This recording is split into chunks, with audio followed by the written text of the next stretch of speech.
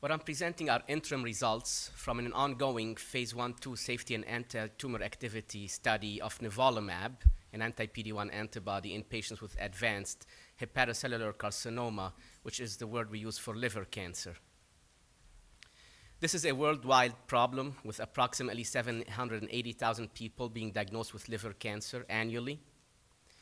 Advanced liver cancer, also known as hepatocellular carcinoma, is the second most frequent cause of cancer-related death worldwide. For patients with advanced disease, which is the majority of the patients that we see, sorafenib is the only FDA-approved systemic treatment, with an average survival of less than 11 months. After failure of sorafenib, there is no current standard of care. Nivolumab is an anti-PD-1 checkpoint inhibitor that stimulates the patient's own immune system to fight the cancer. Again, this ongoing study is investigating the use of nivolumab in patients with advanced liver cancer.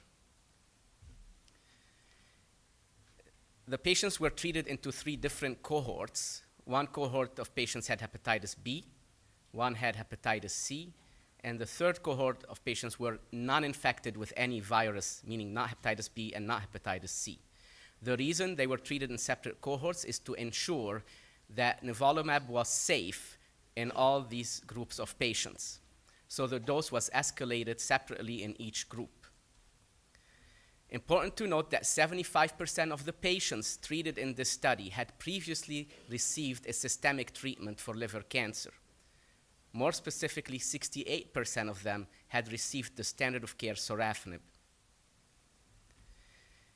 Patients received, again, escalating doses up to 10 milligrams per kilograms every 2 weeks.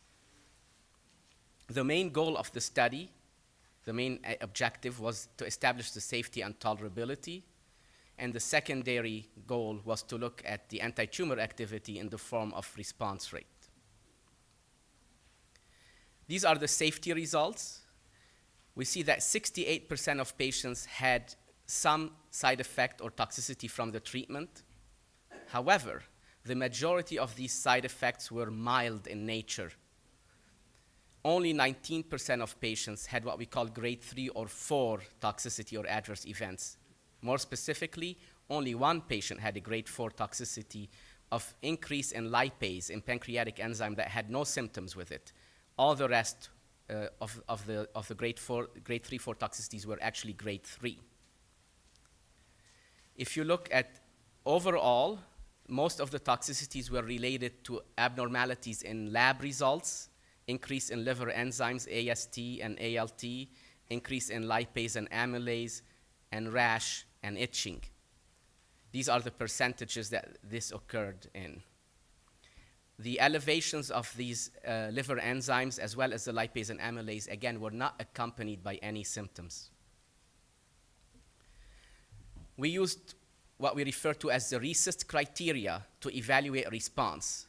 So a patient who has a response has had 30% or more shrinkage of the average tumor size. Based on this, 19% of the patients had a response, tumor shrinkage. To put this in context for you, the response rate with the standard of care currently, which is sorafenib, is 2%, 2 to 3%. 2 patients actually had a complete response, which means complete disappearance of all tumor. And this has lasted beyond 1 year. And this is the breaking down of the patients who had a complete versus partial response. Again, the total is 8 out of 42, which is 19%. 6 out of the 8 responses are ongoing, which highlights an important aspect here of the durability of the responses. Actually, 7 out of the 8 have gone beyond 9 months at this point. The responses were observed across all the cohorts of patients with hepatitis B, C, or those who were uninfected with any virus.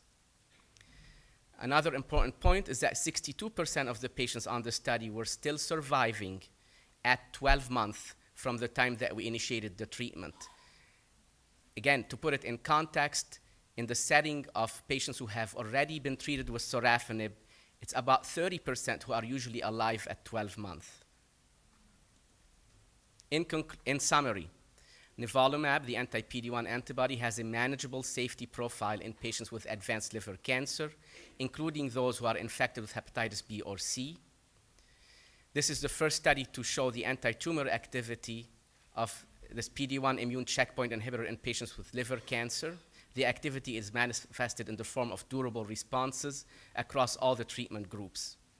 The 12-month survival rate of 62% is encouraging. These are preliminary results in a small group of patients, and there is an ongoing expansion part of the study to validate these findings. Thank you.